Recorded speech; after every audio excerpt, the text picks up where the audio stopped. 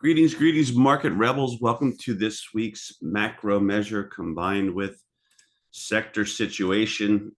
It is Sunday, December 1st, 2024. I think it's about quarter after 10 a.m. here on the East Coast. And I'm Wayne, and we're going to get right into it. I hope to get this done on Friday, but it just wasn't in the cards. Here's our trusty disclaimer. And here is our trusty intellectual property rights notice. And for that reason, and for some reason, I've got slides that aren't in order again. That's so weird. Anyway, we'll get right to that. Let's skip over that because this is not right. And let's go to here. And I don't know what just happened there. That is so strange. Hold on one second. Why did it do that to me? Okay, I had a selective review prepared. I just don't even know what happened to it. It's so strange. Anyway, fortunately, the selective review was very selective. It was really just noting that the most likely scenario that the market, I think, dictated that we settle on was probably right up due to the trend, due to the upward bias of the market right now, but maybe like a cooling off period combined with that. And especially right due to the holiday week. And that was really aside from the other things we discussed, which were mainly IWM to the upside and SMH to the downside in terms of their big potential. And they both tried to act on those directional biases this week. So that was also, I thought, interesting. But it was a holiday week. I'm kind of a little concerned about reading too much into things. And I just feel like the last few times I read too much into what happened during the holiday, that was wrong. And then when I didn't give the holiday action enough credit, that was wrong. So it's always tough. But I guess just going with what we have so far, overall, I thought it was a pretty good week. It's pretty hard to say it wasn't, excuse me, I think when new all-time highs were made. So that's that. Let me just back up briefly. I don't know. I really don't know what happened to that. It's not even there. Just absolutely bizarre. Just bizarre. I don't know where that could have. Yeah, this is all older things that we have already covered. And I keep them there in case we want to reference them for whatever reason, which is rare. But anyway, let's just forget about the selective review since I really just covered it verbally anyway. This is really this is really a little bit of we start out with like a little bit, or should get to a soapbox comment, and just I'm just going to do the pure stream. I've got a few reasons why I'm just going to do a stream today and not even do prep stuff because it's a long stories that maybe we'll cover some other time. I'm trying to sell you on an approach that works for me. That's why I'm calling it soapboxes. This is why I do it the way that I do it. Not to say that my way is the only way, the best way. Just it works for me. And by sell, I don't mean actually try to have you buy anything. I actually just mean just giving you some of the rationale for why I like to approach things the way that I do. And hopefully that'll help you out, or maybe there's some value in there for you that you can take for yourself and modify to fit how you like to approach things. But I just have a great opportunity, I think, to explain why I do what I do the way I do it. That's all. And I think I should take advantage of it because it just kind of arriving at this mindset a long time ago really was a massive difference maker for me when I was trying to convert from being more of a pure options trader that was more reactive to more of a proactive trader, like most of us are these days, where we get to select our timing and our vehicles and, the options, etc. How many, blah, blah, blah. Totally different story when you're a market maker or really even a liquidity trader on a desk. So I'm going to skip the balance of the notes. I'm just going to flash last week's, which I'd keep very similar this week anyway, if I did do them. But I think after showing upside potential last week, I'd like to just kind of verbally, while I let this sit there just for a moment, just verbally warn about complacency. Even though, right, if the common approach is to say, well, I'm still a bull or I'm this, and I don't like getting locked into those psychological camps, which some people have issues with, but this is, again, served me very well to be more go with the flow as opposed to staking out a position and trying to insist upon it and force that onto my view, or it kind of takes me away from being objective. And I think that doesn't help me. I don't think it really helps in trading in the short run. So that's what we mainly do with the services that we support at Market Rebellion. But yeah, so that's that. So anyway, let me just take my opportunity. I'm going to discuss something. Remember, this is a little bit of a stream. So let me just do a quick stop, get this PowerPoint stuff out of the way since nobody likes it anyway, but we've got to do certain PowerPointy type things. And then let me just get one chart going and then we can bring this up. I'm going to take care of this first because it's a little time consuming. I don't know if we'll come back to it. We may, but if we do, right, it'll just be because that's where the conversation takes us. But this is the megas grouped together. And you can argue over the composition here, the components that I've got, but there's pretty much right Apple through Tesla with the usual suspects, mixed in there. And you can see that this is not the highest high that they've all closed at, but I'm sorry, it is the highest high that they've all closed at. It's not the highest high that they've registered. So in a kind of a little bit of an understated holiday influenced way, this is what happened by the end of the week with these. So remember, this is one thing we've been trying to keep an eye on, that if they do really get those things engaged, then some of last week's upside potential that we talked about, which is significant, it might help the market begin to really reach some of that, right? So this is very close to launching to new highs, all the big dogs as a package. And so if you look at those just sort of as a package on the charts, now that they went through this consolidation right here, that's really healthy, right? They really held on to the 10 and 15, which are represented by the white and red line respectively on this chart. And they kind of remain in that perpetual state of being near overbought regardless. They're not really overbought on the daily, exactly, specifically above 70 on RSI, if that's what you care to use. But this is a tough thing when you're newer, I think, is that that's actually not such a bad sign that they just won't let it go. It's probably a good sign that they just won't let it go. But I also have to ring that bell on the other side of it, as I said, and just kind of note, I came across several items this week that I'm not sharing, not because I'm trying to be clever about it, but just several items. And I'm just pressed for time for a variety of reasons. But there's a lot of stuff out there that's definitely growing more and more concerning. And one thing I would just note to give you a flavor of it would be that leverage is being ratcheted up dramatically. So people are going long and exposing themselves to doing so on margin. And you've got supposedly, right, the dumb money, the public doing this in to a great extent. And that's supposed to be kind of like odd lot theory, right? Modern odd lot theory. So they're doing that.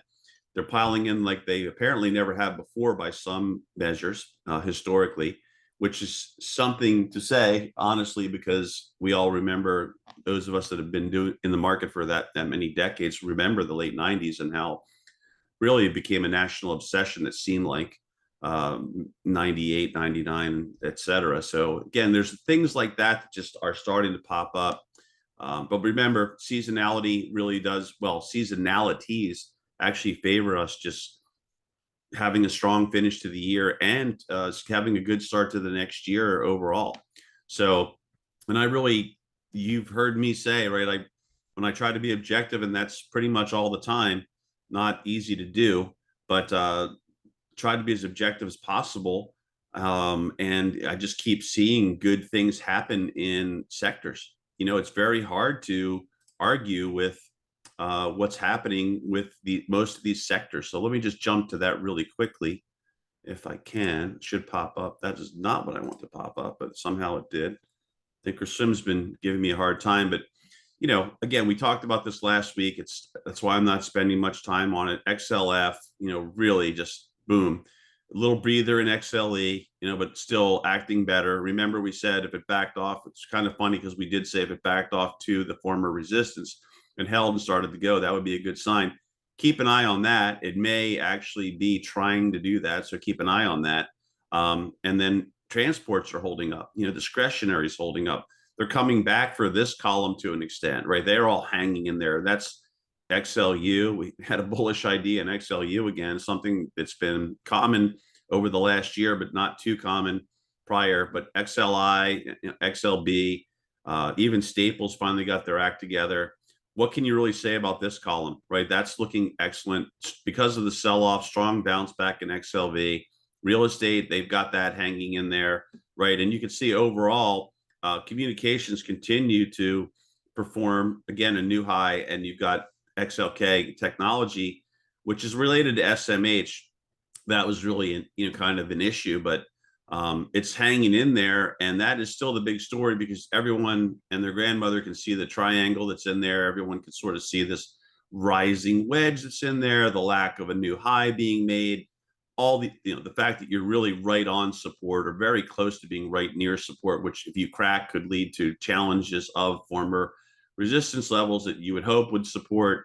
But that's your big area. But as I'm noting over here, if they get, whoops, why didn't that show? That is not what I wanted either. Now this one here should just pop up. I don't know why it didn't. It's finally there, but you get the idea. Like that's one reason I'm starting out on this. It saves time from having to rebuild it. But look, this is right at a closing high, I believe, and it's very close to popping towards the all-time highest intraday high. So this is perched to do that, right? This whole package of the megas is perched to do that. And I do believe, yeah, it is the highest closing high, and it's acted very well. So if you're a bull, he really loves things like this, where you have a very strong incoming trend. You've got this sort of the lack of progress, really, right? Where you kind of peaked out here on the 13th at, it looks like you got to 290.68 on the high. You're only marginally higher than that, right? Just a little tiny bit higher, and with a close, and you basically, right, have sideways, if you will, for 2 weeks, and that should really take the overboughtness to a great extent out of it, regardless of what RSI says.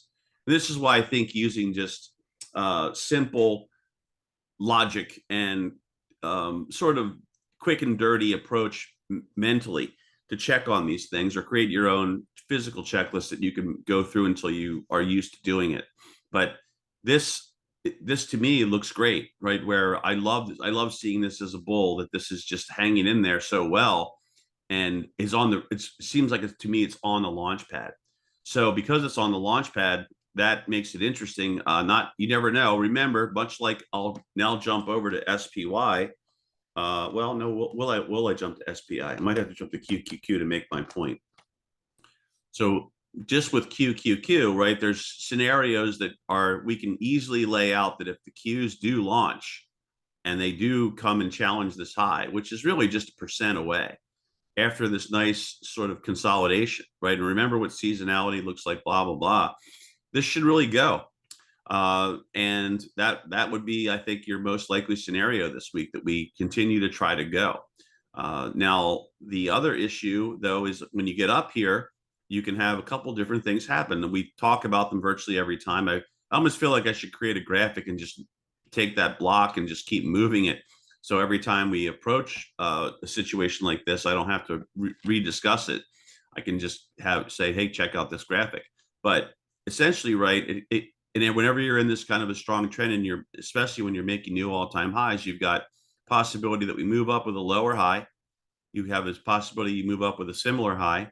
You have a possibility that you move up with a slightly higher high. You have a possibility that you just break right out, right? And you've got always have the false breakout risk. You've always got the lower high rollover, like all these similar scenarios that play out every time you're trying to make a new all-time high.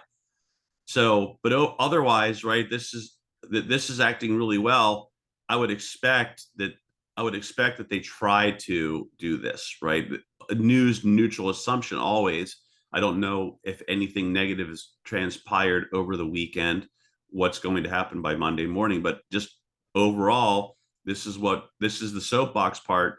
this is what we've been talking about. And I know I brought this up a while ago, and I can't remember when it was because I look at way too many charts all week long to support the services, especially in UOA.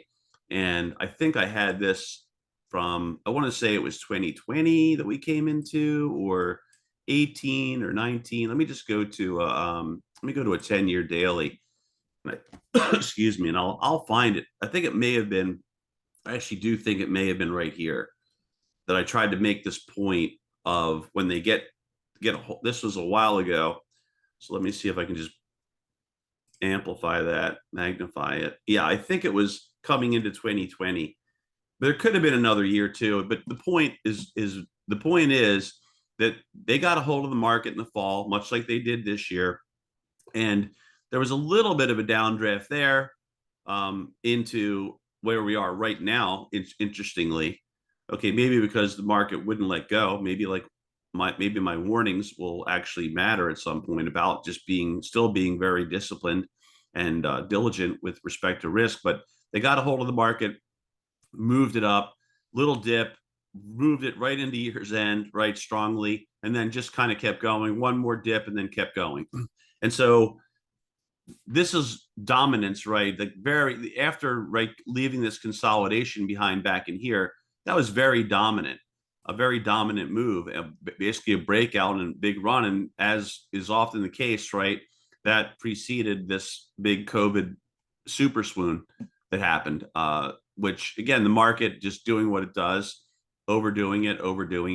But that's how they roll. But anyway, my point is that you might have thought here, or you might even think here, or something like that. This is overdone, and how can this thing keep going? And that's all I'm saying about the soapbox and being objective, which is, even if you feel that way, I still would encourage you, if you're new, to, especially if you're new, but anyone that sort of has trouble, just you got to just keep going with this. The timing is so difficult for you to sit out on this kind of a strong move right since the summer ended, and not as a short-term trader, and or even as a longer-term trader, that does position trading or something, beyond swing trading. Excuse me, you could easily just be smart and continue to do things with rolls, right? Just roll every time there's a big leap. Let's say you're near your Bollinger Band, upper band, or you don't like you're near the band and you've got a 65 reading on RSI. Maybe that's a great time to roll, but it lets you stay with it, right? Not give a lot back if it starts to fail. You take a smaller hit rather than something that's 95 delta and give a lot back. And then maybe every time that happens, you reposition and say, okay, well, I didn't miss out. I gave some back on low delta. I don't know, 35. Now that I see this happening again, I'm going to roll out of that delta, and I'm going to roll back into something that's heavier delta for the next sort of leg higher. And the reason I would say just being objective and sticking with the trend is because there will be probably at some point some kind of a really serious pullback that similar to at least something like that we got with the yen carry trade that kind of happened in July. But trying to get the timing down is very difficult. I'm not saying it can't be done. I'm just saying I think it's very difficult, without using probably off the beaten path measures, or being an insider, off the beaten path approaches that what probably people would call esoteric approaches, things like that. So it's very hard to do that. People will say, well, you can do this with Elliott, or you can do this with this GAN, or this, that, and the other thing. I'm not disputing that, but I don't. It's very difficult. I mean, it really. I found it to be not that you can't try it, or you wouldn't understand it. It's just that trying to become that great of a practitioner where you're nailing turn dates well in advance is pretty tough. And even some of the very best people with the stellar reputations for their understanding and usage of these other approaches and things beyond GAN and Elliott, they still really struggle and get themselves on the wrong side because they start really, if it doesn't turn, they think it should turn, it will turn soon. And they kind of end up, because they have staked out a claim, they end up um, not only missing out on opportunities, but they actually hurt themselves as opportunities are unfolding. So it's sort of a double whammy. You're not only missing out on it, but it's actually hurting you because you dug your heels in based on your, let's say, advanced approach. And I don't mean that, I don't mean that in a derogatory way. Just saying that this is where timing, turn dates, and things like that can lead you, and it can have you on the wrong side for a long time. And it's not easy. So, not discouraging people, just saying that I feel like you've got to really build this trend into whatever model, even if it's a loose model that you use. You've got to build that in as a very, very weighty factor, in my opinion. And that's why I'm saying that even though I think we should see some sort of a rug pull at some point, we just don't know when it's going to come. And if you fight strong phases, you miss out. This is where just being objective and weighting this trend very heavily will help you. And you can go back and look, and I'm not a go check my track record kind of person. Like, I'm not in this to brag about anything. I'm just saying that we just objectively had to basically say the market's in an uptrend. And even if we didn't, let's say, agree with it, or thought it was overdone, or thought the rationale for it that they were trying to sell us was bogus, it doesn't really matter, because these trends persist a lot longer than most people would expect. It's happened my entire career, which is over 30 years. And so, we have to ask the question, like, what am I doing here? Right. I'm trying to benefit from this for myself and for my family. Why should I be on the wrong side of this? And I think, just again, that's my soapbox comments, that just trying to help out, because I know there's people out there, from talking to them, seeing it online, people are like, when's this going to finally give up? This is insane. And I do think there's some valid points that some of these people are making. I don't want to dismiss that. And you could even have a false breakout here, right? If you look at this, like, some people are going to try to start building a case against this at every step of the way. And you get the slightly higher high, you've got a worse RSI reading here. So some people are going to say, well, that's a loss of momentum. We're not seeing the same momentum. There's no confirmation. It's not over yet, though, right? And even here, where there was better confirmation, you still ended up, right, producing a multi-week swoon anyway, right? So I'd always kind of try to caution against overweighting just a few different aspects, techniques, indicators, components, right? That's why I'm a big fan, for myself at least, as to doing sort of that, I call it the composite approach, where you take a look at things a lot of different ways, right? So that you're not overweighting anything. And if things on balance weigh out a certain way, then you go with it. So I just drew some lines here, just very simple lines, and we still haven't gotten to this one yet, right? So there's at least 1% more in SPY. If you saw things, I think we had Apple this week. We picked that as part of one of our names, which was good, because for a holiday week, I'll take it. I didn't like the way Amazon looked early in the week as much, but it wasn't too bad anyway. To me, it looked a little like, but they got their hands on that one. Let's take a look at Google. And you'll see the reason I'm doing this in a minute. That started to set itself up a little bit better, right? It bounced off the 200 in purple, and then it jumped up, got constrained by the 150 in rust on the high, dropped back to the 100 in dash white, and finished strongly. So that could start to move up towards the 20 in light blue, and that would probably be an area where you keep an eye on it for potential breakout, bigger move. But there's a lot of potential there, right, if they get this thing going. And what I wanted to show is how they dip down below the 200, before they reverse things. So once you get here, right, this in retrospect, this could be a really great area to have bought at. So I would keep the Google on your radar for now. Not to say Amazon you shouldn't, or even Apple, but I'm just saying, like, that's sneaky there. Meta, let me just dip out here to this one right here. So I wanted to show this because I expected it to be kind of a boring Friday. And instead, it was actually an active Friday. Now, remember, we only had a half a session. And Mark, this is UOA Pro that we're looking at.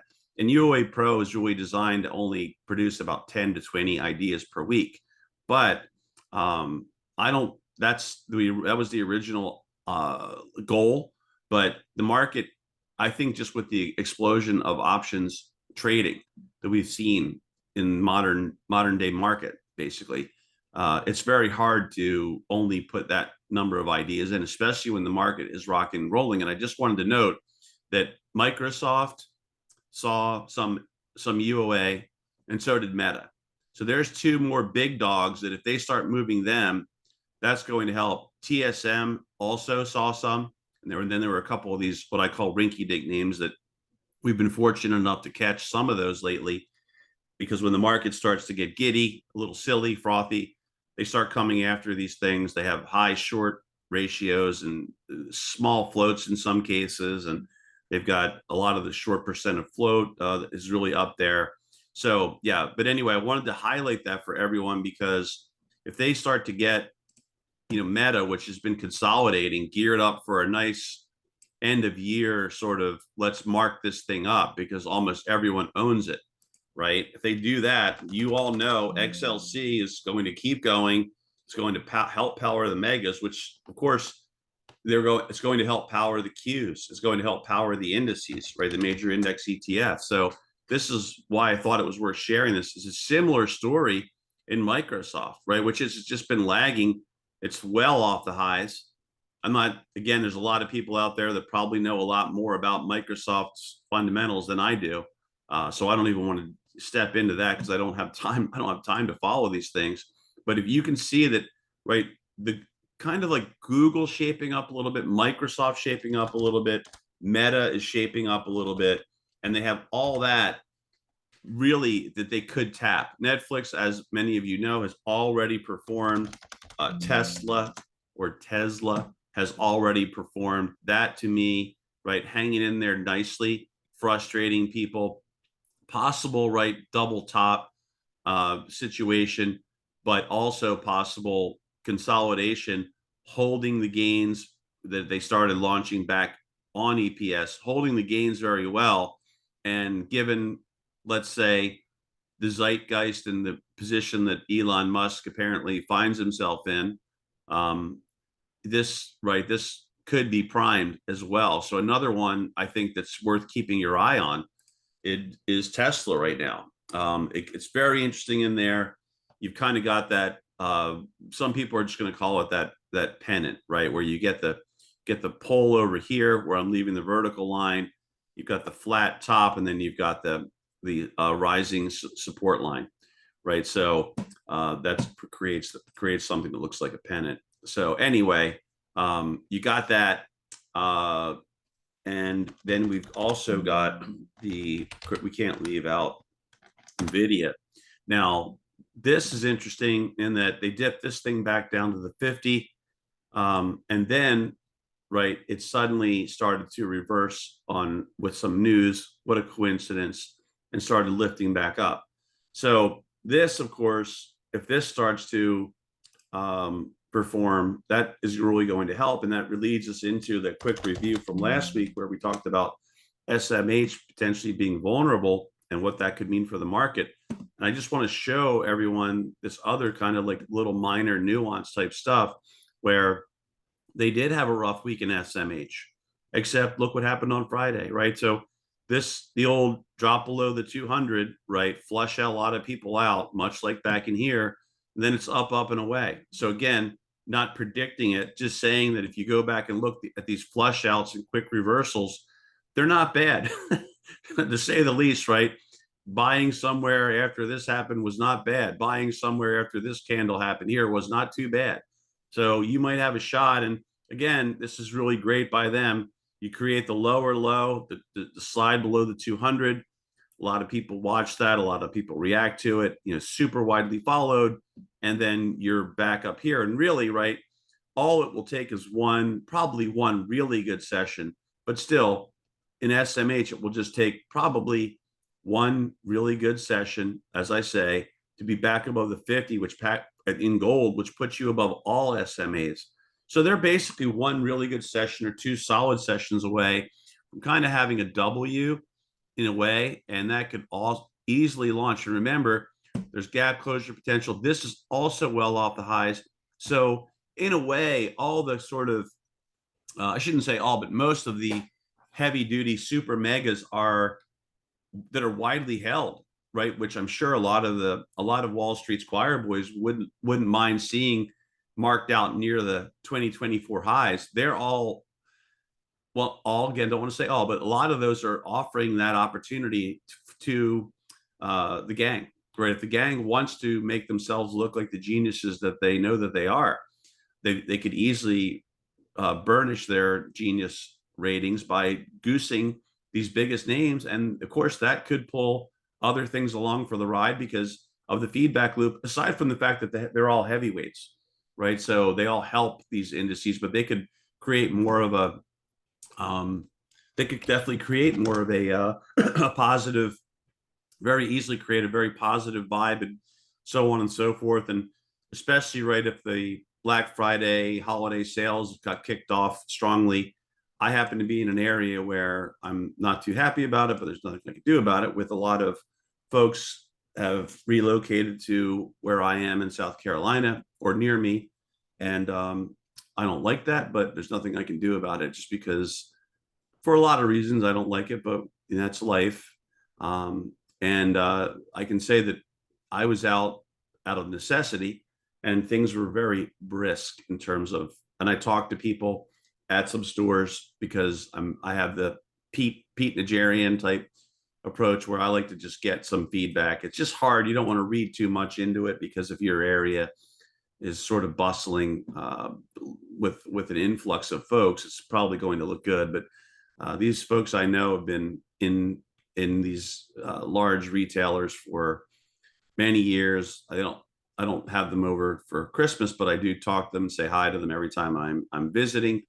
And they were like, "Man, Wayne," they didn't say Wayne, but they're like, "Man, it was crazy," and they've seen crazy before, but they told me this was really really crazy stuff that they saw this time around. So if my area is any kind of a barometer or indication, it looks like things could be solid, which should probably excite the gang.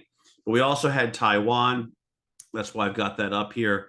They did the old Taiwan right at the 100 bounce reverse, right? So that was really quick and easy for them. They're not out of the woods, right? You can see that the intermediate term trend is down. But again, this could all change very quickly with one really good session that takes them above the 20 SMA, the highest one right now, which is at 190.22. Now, that's probably not likely to happen in one session, but just again, two pretty good sessions, one really good session.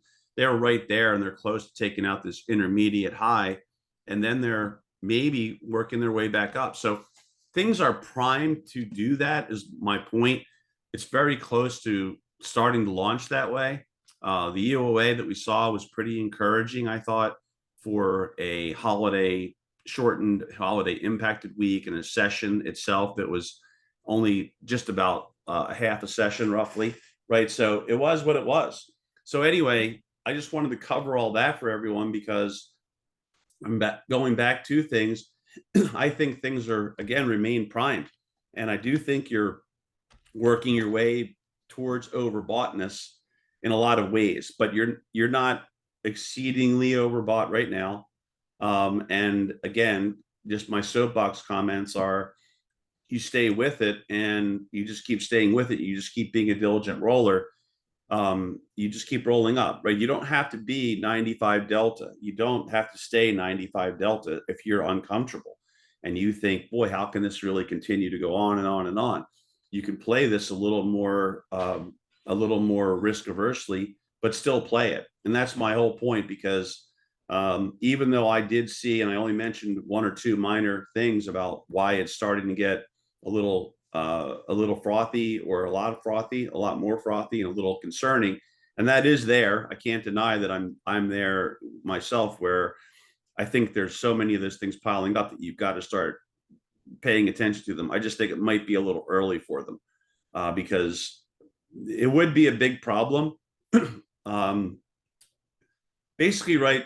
Let's look at it this way: bulls are set to run the table. They just are.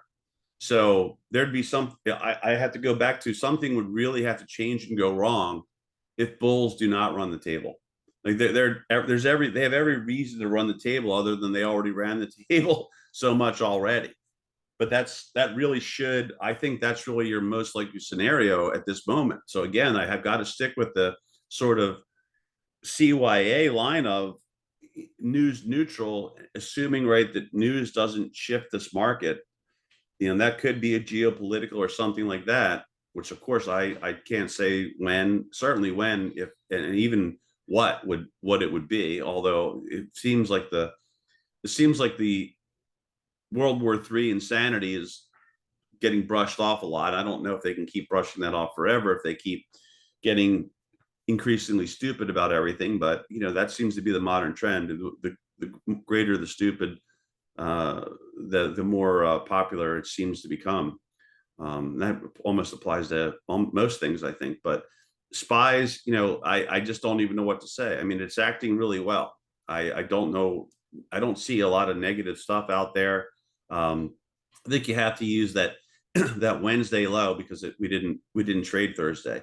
Your Wednesday low is your first sign, but look, this is why trends are so hard to go against, and that's because there should be flatline support, there should be Fibonacci retracement support, there should be SMA support right below here, and there also should be trend line support.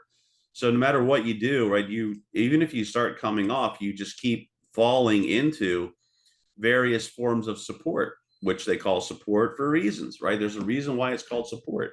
So, even, and the other factor we have to mention is that you want to see a good follow through here, right? It would not be good if we did not get good follow through, where you make this new high and you just, that's it, you roll over, boom, it was another. That would definitely be something that the negative divergence crowd is looking for right now.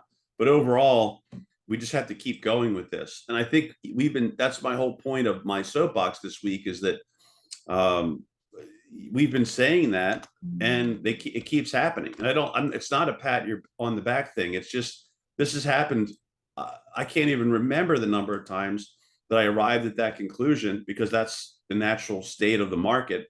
Basically, in a lot of cases, in terms of time, it's probably the more natural state that they're trying to move things up, and they continue to move them up, and they keep trending up right over the course of time. So that's often what you see. And I can't say that it's never been wrong, and I can't say that there weren't times I wasn't caught off guard, but usually there's signs that you can see that things are not behaving well. There's issues cropping up, which we were fortunate enough to catch in the nick of time over the summer with the yen carry trade mini implosion. But right now, with the way that all the sectors are acting, it's pretty hard to say anything bad. And like I said, my basically canary, which is a shocking canary, but every dog has its day, as they say, is SMH, and it was there, but we've seen what happens here, right? So I could go back and show more examples of what they do when they get close to a big SMA, and then they turn and burn after flushing people out. And that could be it. Now, I'm not saying that's 100%. I'll feel a lot better about it when it gets above the 50 and out of this congestion. So I would still watch it and still realize that the short-term, intermediate-term trends are still down despite the long-term trends being up.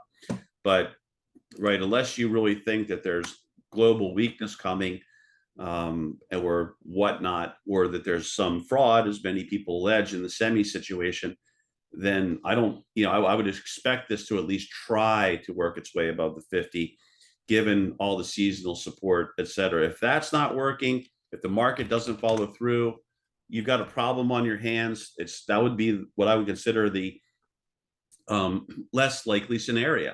I think the most likely scenario is they continue to try to work this thing higher, and only news developing or some kind of something breaking in the financial system or the markets for some reason. That's what causes a problem, and it could be international. But remember, I don't have this written this week, but we've been making the case that global easing has synchronized, and all of the usual suspects that devalue our currency and annihilate our purchasing power, they're back at it, right? So they're back at supposedly they're back at, bringing liquidity. So we all know what's happened, right, over the course of time when they bring in a lot more liquidity and goose things. One thing maybe would be the dollar. The dollar was going haywire to the upside. It did have a rough week. That may have helped stocks. The TNX also, TNX CGI, that also rolled over. So yields did roll over. But, to me, like, I think usually that's pretty, like, stocks somewhat ignored the rise. But that's often the case. They'll cheer the other side of it, even though they didn't react strongly to the upside of it. So as of right now, things are dropping. I think that according to the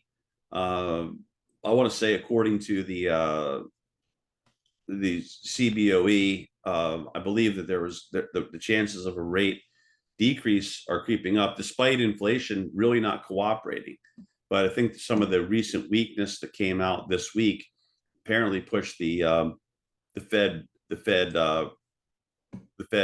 projection to most likely, and I don't have that here. I'm trying to keep it minimized, but like I said, I think it's very interesting that they did come in a big way, and it wasn't like a small hit. I'm pretty sure that Taiwan was pretty big, so 8,700 near term at the money's essentially. It's a pretty good number right there that they came in for. So that had to make it because of that reversal we saw on Wednesday and Friday session.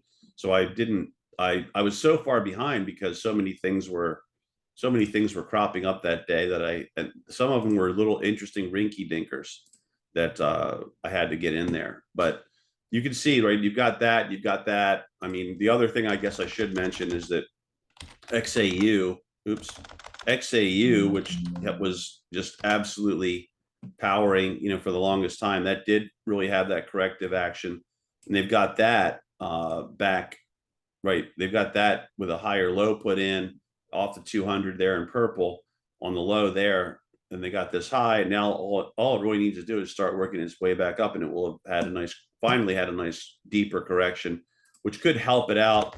I'm sure I think I put BITO in or BITO in, and we've had some incredible moves in some of the UA, and I'm looking at the wrong chart. My bad. Sorry about that. Let me get this. Why does that just disappear on me? It's so weird. Maybe I took it down. I didn't mean to. So you can see this kind of, again, triangular consolidation there in coin, but we had some incredible moves lately in some of these crypto. With some of these crypto UA hits have led to that. There's been other ones. I think we recently had Mara as well, and that tried to go and then it didn't go.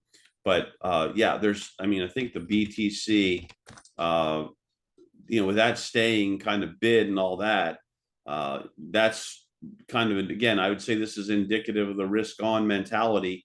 And you can see that that's close to this closing high is not very far away. So we have another one here.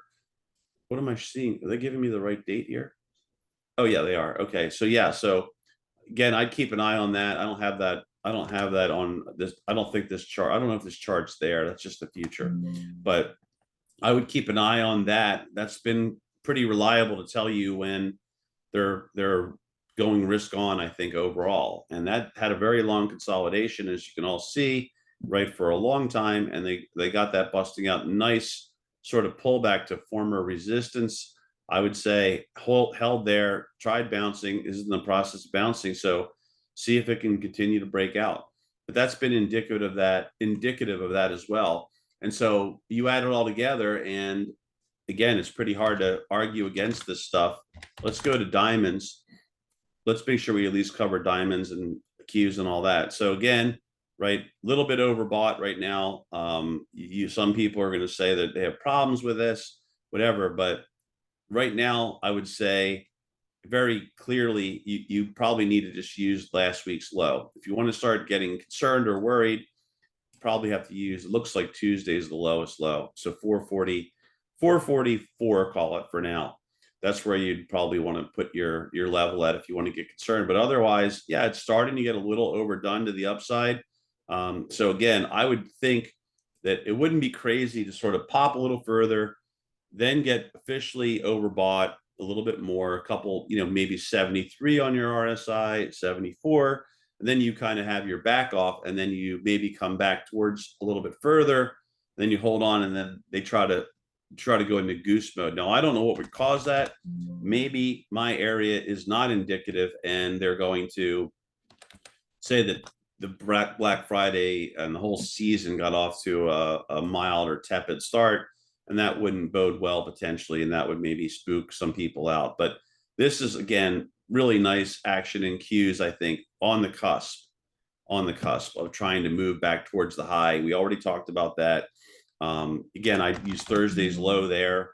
Let's talk about IWM. So this was one we talked about last week that we thought, okay, this thing still has that potential.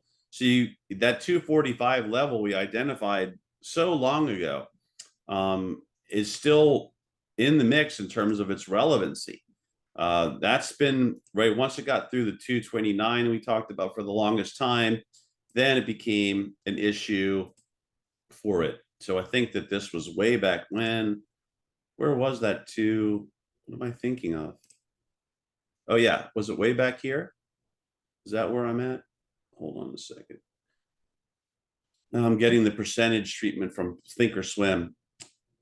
Well, I can't remember where we had the 240. Why am I blanking on the 245? I know we've been waiting on this number for a long time, and I'm trying to, my memory on it is not that great on why we thought that was a big deal. I feel like that was a former high, but Thinkorswim is giving me the percentage stuff. Let me switch off of this. It won't let me do that now. Okay.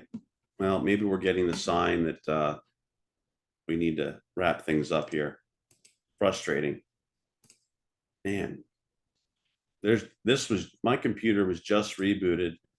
I don't know why this is, I don't know why this thing fights with me so much. Now it won't even take that down. But I do recall I don't think it was a fib that we had going to 245. I really kind of recall it as the former highest high. It was right near 244 and chase. So you pretty much got back to there. That was, please just bear with me if that's, since I can't do anything right now, but that's my recollection. Backed off. Yeah, please I keep saying it, but I've got to get over to TradingView 100%. I just have too many custom indicators here that that's why I'm so reluctant to do it, because I just will have to leave this behind. And I like some of the stuff that I've got that's been coded in here by my son. But yeah, so this maybe the weekly won't be so data intensive, and this Thinkorswim won't pull its shenanigans on me. Let's see. But okay, it's drawing things that I don't even, let me get out of that. Boy, what a nightmare. Sorry about that, everybody. Is it right here? Yeah. Okay. So at least I wasn't going crazy. 244.46. So yeah, I mean, we got there. We've been beating just like with XAU, we've been beating the upside potential drum in here for a long time. We focused on this when Tom Lee highlighted it even more, which was good for us. And I think Tom had thrown out like a 270, 280. I think at that time I was at 265, pretty close. But then, the more this market's ran, the more undervalued this is versus everything else. So I would say really you're still looking at going to above 300 if they get this thing goosed up. And so that could be, excuse me, very exciting. It would be a welcome sign. Really kind of has that kind of rounding kind of bottom consolidation, rectangular consolidation that went on, and it's just been lifting since. So very interesting, has a lot of potential still. Getting a little bit overbought right now, for sure, but that's there. So I would still keep your eyes on that, because if they do go into melt up mode And with a lot of this rinky-dink UOA showing up, they could. It's often been a precursor to that sort of behavior. Not predicting it, just saying that's the case. Like I said, there's a lot of warning signs that are building at the same time, but really hard to say really bad things about something that's really just made a new all-time high. It is a laggard, that's the whole reason why it's attractive. My just simple way of looking at it is that if they bid everything else up and they feel like that's all fairly valued or even overvalued, they're going to look for things that they don't think are that way, and they might naturally start rotating into things like this. So very interesting in that they've got small caps, maybe with a shot. Always got to watch for the double top, false breakout, reversal. But they've got small caps on the verge of breaking out to new all-time highs. They've got those megas, as we saw at the start and earlier. They're all lined up as a package. They have a new closing high, and they're, I think, set to try to go higher if we assume news neutrality. So to me, right, this looks really good. It should be really good. The big problem would be that bulls do not seize their opportunities when they've got them and during a time window where they should. And that would probably only be due to, I think, news derailment. I think it would take news. So that's really it. I mean, I don't want to go through all the other specifics, but you have the coverage on the main things here. We talked about the SMH, which it still isn't out of the woods, but very encouraging sort of reversal at exactly where you'd want to see it, and nice action after that. Some megas look primed, as I said, the individual names. So yeah, so we've got a lot of the things we talked about last week that ended up sort of behaving or performing. IWM, they kind of ruined it on us because they kind of got wacky out of the gate on us. So didn't really probably give folks much of a chance to get in. But if you have this burst, you pull back mildly, which they did on Tuesday, and then you start to goose and go through, there's definitely some potential there, right? So that would be another kind of smaller leg higher, and you could get somewhere. So probably still worth keeping your eyes on it if they put Operation Markup Madness into effect in this upcoming week, with the first week in December, which is usually a good month. And again, seasonalities for all these reasons, but Black Friday holiday start, if that is good, they might be able to start igniting more and more things. So just keep that in mind. And that would be another reason just to go back to my soapbox material, where if you think this is the last hurrah, think people are already in too much debt and how can they keep spending? And you very well may be right, but it might be enough to jumpstart the holiday markup window dressing extravaganza for the end of the year that seems set to happen. Again, I think the only thing that will stop that from happening is definitely going to be, in my mind, news. Otherwise, the market really seems poised to do that to me. Again, not a prediction, just an objective view, my objective view, or at least to the best of my ability. So on that sort of different type of note, I'm going to end things. I'm going to thank everyone for tuning in. I do sincerely hope that some of the hard lessons I learned that I try to impart when the opportunities present themselves help you in this upcoming week or some week in the future. And again, thanks for tuning in. I do hope everyone had a wonderful holiday week and weekend, and a safe one too, with all the travel that goes on. So everyone take care, and let's hope that we have a really good start to December, which is a good month and it ends a good year. On that note, take care.